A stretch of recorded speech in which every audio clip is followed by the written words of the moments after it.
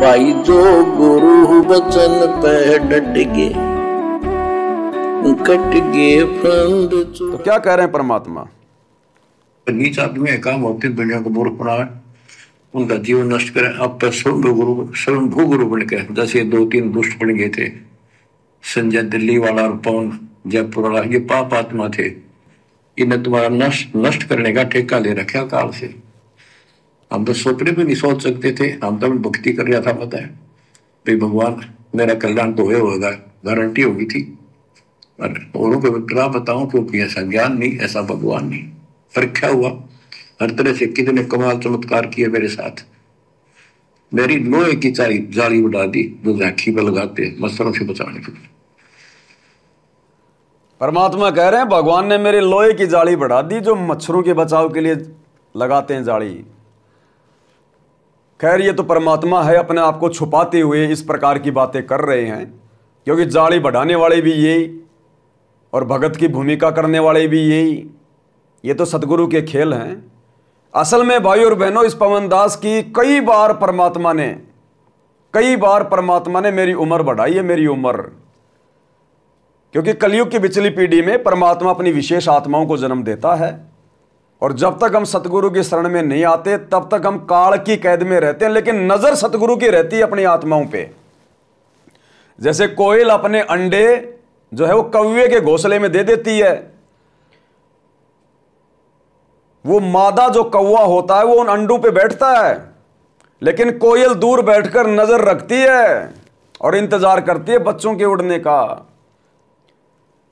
तो मैं क्या है, जब मैं 4वीं या 5वीं में जब मैं पढ़ा करता था, पहले तो क्या है कि मेरे जो पिताजी थे, जो अब तो मर चुके हैं, नाम दीक्षा ले ली थी उन्होंने, लेकिन भक्ति पूरी नहीं कर पाए, उनसे शराब नहीं छूटी थी।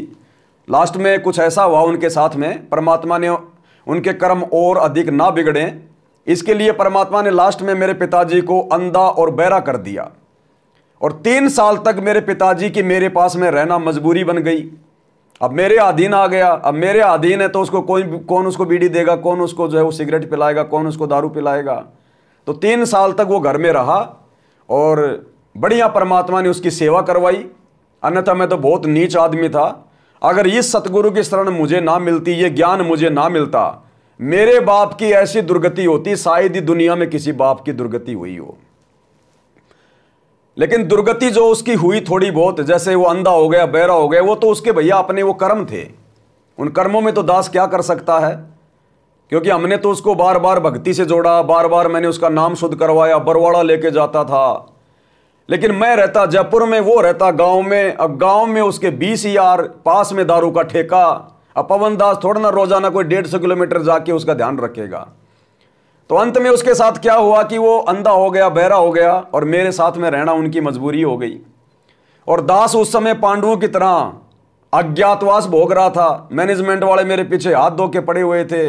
कभी देहरादून, कभी उत्तराखंड, कभी हरिद्वार, पता नहीं कहां कहां दास घूमता रहता था, सबको डाल के लोहारों की तरह। तो परमात्मा ने दास के अंदर, क्योंकि गुरुदेव भगवान कहते हैं कि भक्ति से आपके अंदर ये दया भाव भर जाएगा। आपके संस्कार परमात्मा काट देता है, चेंज कर देता है। तो मेरे बाप ने थोड़ा बहुत जो कष्ट उठाया, गूंगा होकर, अंधा होकर, वो तो थे उसके अपने कर्म, लेकिन सतगुरु की भक्ति ने उसको बचा लिया। अन्यथा उसके जैसी दुर्गति शायद ही दुनिया में किसी की होती।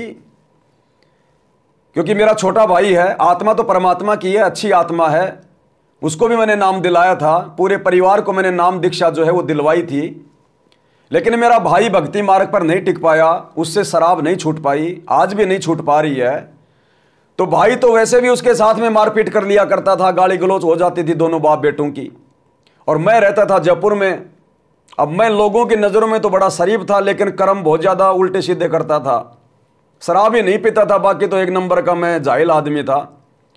तो ऐसी स्थिति में मेरे बाप की दुर्गति होनी थी अगर मुझे दीक्षा नहीं मिलती। और मेरा बाप और मेरा जो रियल बाप है सतगुरु रामपाल जी भगवान, यदि मेरे उस नकली बाप को अपनी शरण में ना लेता तो मेरे जो शरीर के बाप हैं, नकली बाप, उन्होंने जो भी महीना 2 महीना जो प्रथम मंत्र का जाप किया, खाली उसी के प्रतिफल में और मेरे बाप ने आजीवन जो पानी की तरह जो शराब पी, क्योंकि हम तो बचपन से देखा करते थे।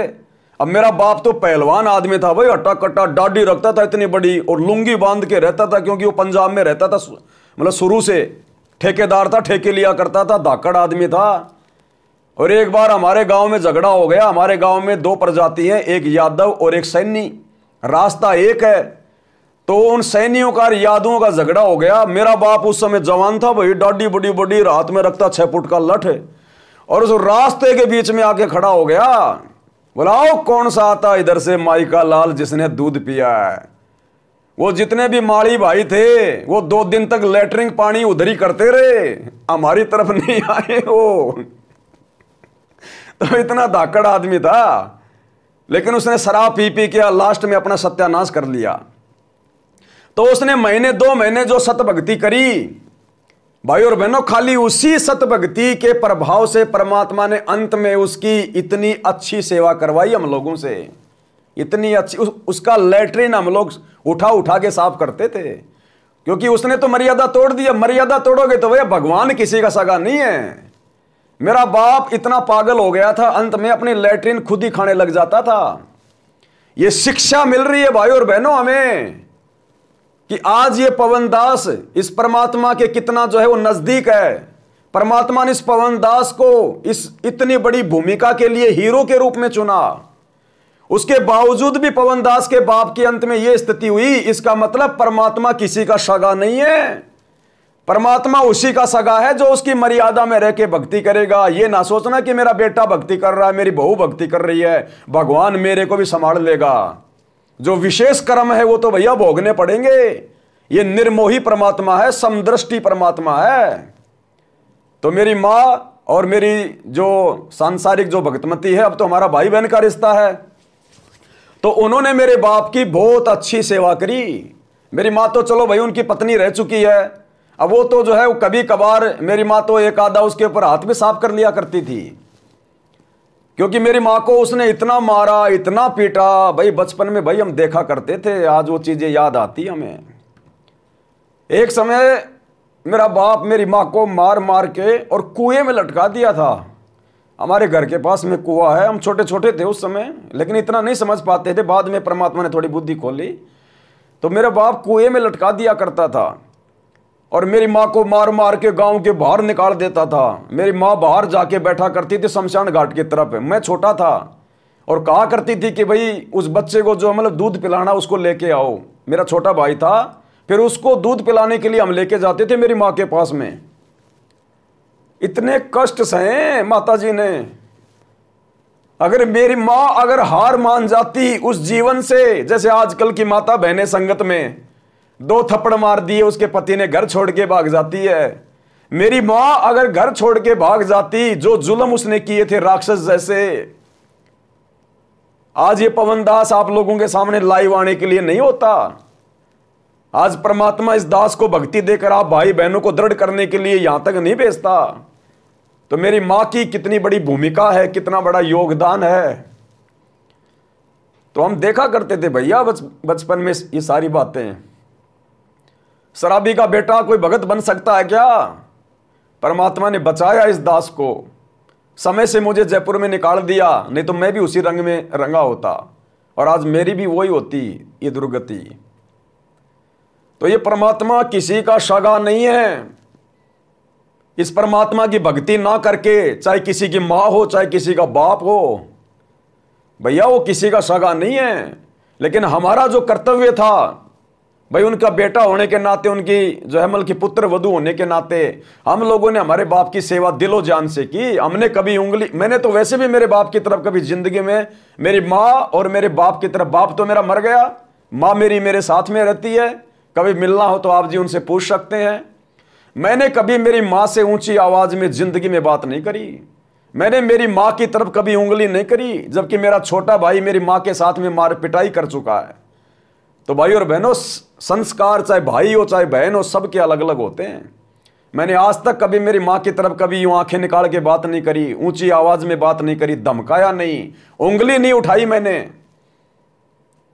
और ना कभी मेरे बाप के आगे, मैंने बाप के आगे तो बोलने का सवाल ही नहीं था। बाप तो मुझे मार मार के जो गधा बना के रखता था, मैं तो बहुत ज्यादा उससे डरता था।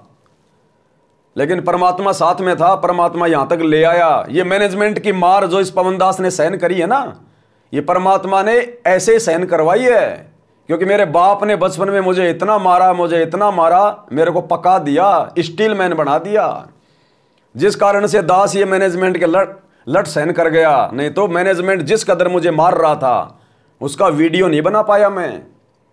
आप कहोगे भैया जानवर मर जाता, झोटा मर जाता, जिस प्रकार से वो 6-6 फुट के गेंडे मुझ पवन दास को मार रहे थे। तो उस बाप ने मुझे बचपन से मार मार के, क्योंकि मैं भी निकम्मा था, बाप भेजता था मुझे स्कूल में, मैं घूम फिर के आ जाता था। एक बार तो मेरा दादा ले गया मुझे पकड़ के स्कूल में, सरसों बड़ी बड़ी हो रही थी। मैंने कहा दादा मैं पेशाब करूंगा, बोला जा ये सरसों में करके आ जा। मैं बोले पकड़ बैग, दादा को बैग दिया और मैं कहीं का बाथरूम कर रहा, सरसों के अंदर से भाग गया, क्योंकि मुझे पता था कि स्कूल जाऊंगा तो वो मास्टर मारेगा मुझे, क्योंकि मैं कुछ पढ़ता नहीं था, लिखता नहीं था, मुझे पहाड़े नहीं आते थे। वो जाते बोलता सुना 4 का पहाड़ा, अब मुझे 4 का पहाड़ा आता नहीं था, और वो मुझे उंगलियों पे यहां मारा करता था, यहां डंडों की, यहां पैरों के जो तलवे होते ना, 2 बच्चों को पकड़वा के ऐसे मारता था। तो मेरे को तो सबने मारा ही मारा है, अब बड़ा हो गया तो ये मैनेजमेंट मार रहा है। तो मेरे को तो ये दुनिया मारती मारती आई है, खाली सतगुरु ने संभाल लिया, नहीं तो पता नहीं मेरा क्या हाल हो जाता।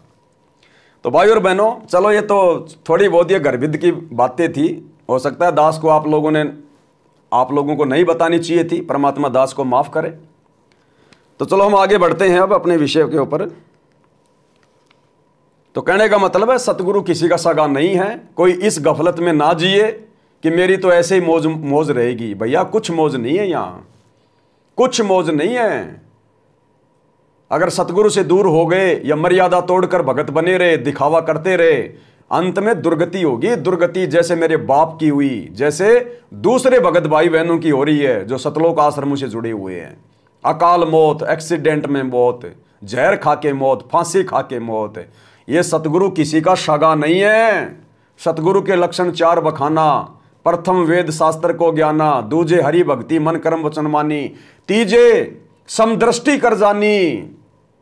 ये समदृष्टि है, किसी में भेदभाव नहीं करता। ये वर्तमान में जो गुरु का परिवार गुरु को मानुष मान के जो बदमाशियां कर रहा है ना, ये आने वाले समय में देखना, ये गुरु का परिवार गुरु के दर्शन करने को तरसेगा, दर्शन करने को। ये दिखाएगा कि समदृष्टि क्या होता है। भाई जो गुरु वचन पे डट गे, कट गे फंद 84 के।